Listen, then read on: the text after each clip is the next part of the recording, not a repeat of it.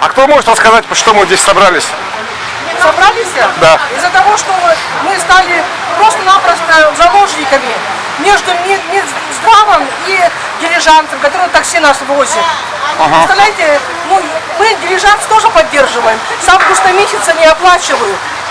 Хотя у них договор есть. А кто не оплачивает? Не оплачивает Министерство здравоохранения. Дальше все-таки им оплатили, в конце концов, и нас возили.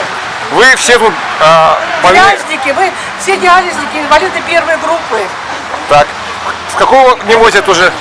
Не возят с понедельника, вот именно с понедельника. Но это было, да, предупреждение еще с сентября месяца. Нас предупредили дилижанс, что если они не оплатят, то мы будем типа то, что отказываться от вас. У нас собрание. Ну им надо, чтобы компенсировали им, да? Конечно. И это раз. А второе, лекарства нету. Не получаем лекарства. Какие лекарства не получаете? Жизненно необходимые. Вы хотите сейчас несанкционированно, вышли вынужденно, да? Вынуждены, конечно. Во-первых, мы жить хотим. Вот почему деньги не перестали выдавать? А там никто не писает. Финансирования нету. В сентябре месяце было собрание у нас, да? Там выступали и сказали якобы, даже на 20-й год деньги нашлись. А на самом деле-то их нету. Нету денег, значит, да? Да, Со вчерашнего дня перестали возить бесплатно, да? Да. А сколько, за деньги сколько просят? Вот, за деньги просят маленькая 600, а большое 800, нет, 600 маленькая, а большая, 600 на это на сколько? 600 и 600. Это на одного человека? Нет, это на группу 4 на группу, человека. но все равно много.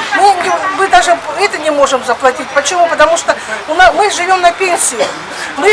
То, что нам лекарства не дают, мы необходимо, мы покупаем. Нам же жить надо. Мы покупаем на свой счет.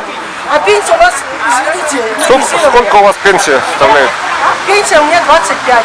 25. На проезд сколько уходит? Вот здесь? На проезд, мы же, когда дилижанс нас возил, да, они нас возили 50 рублей туда и 50 рублей обратно. Это получается 100 рублей. Для нас это не сильно такие большие расходы.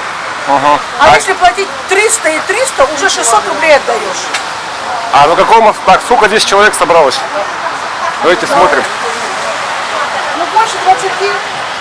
Больше 20 человек, да? Это все больные хронической почечной. Так.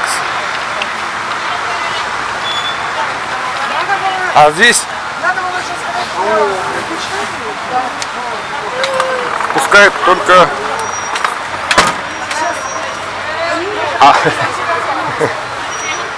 А диализников не пускают, да?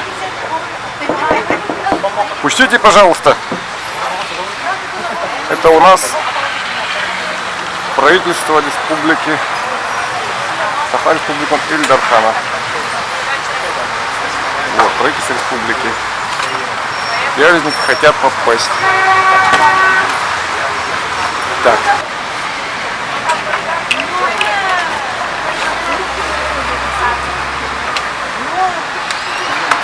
Здрасте.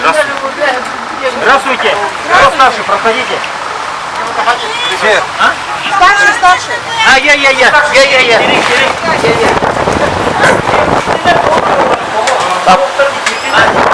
Заходите.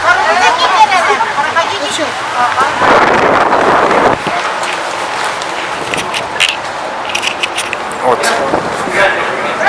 Здравствуйте, Ольга. Давайте сейчас пройдем ко мне в кабинет. Пойдем, проходите, раздевайтесь.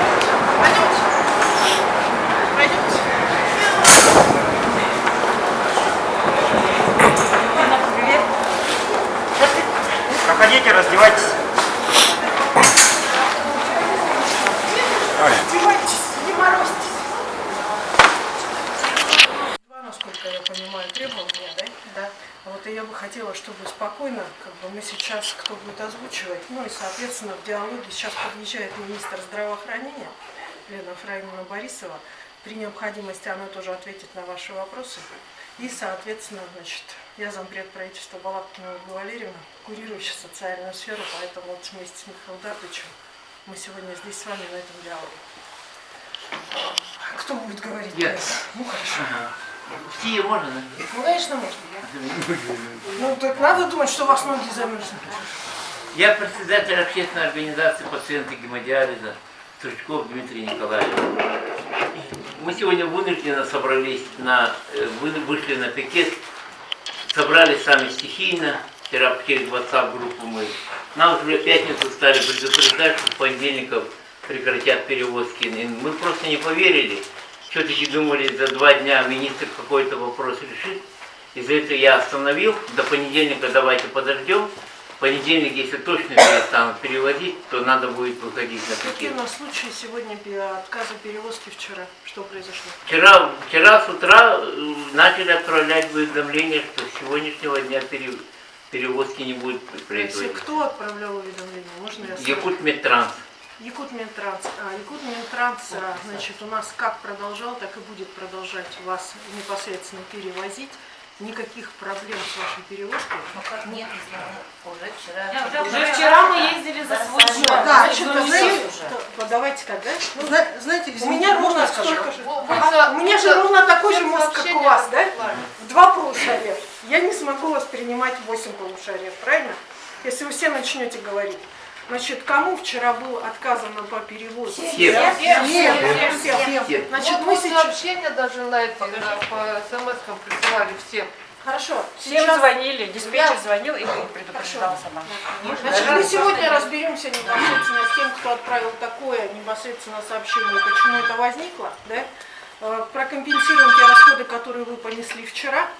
Те, кто принес при этом, значит, непосредственно сейчас министр подойдет, мы определимся, в каком порядке мы это сделаем. Мы не прекратим перевозку и будем ее осуществлять. И сегодня ее также будем осуществлять. С руководством Минтранса, значит, я сегодня приглашу и буду разговаривать сама. Договорились? Хорошо?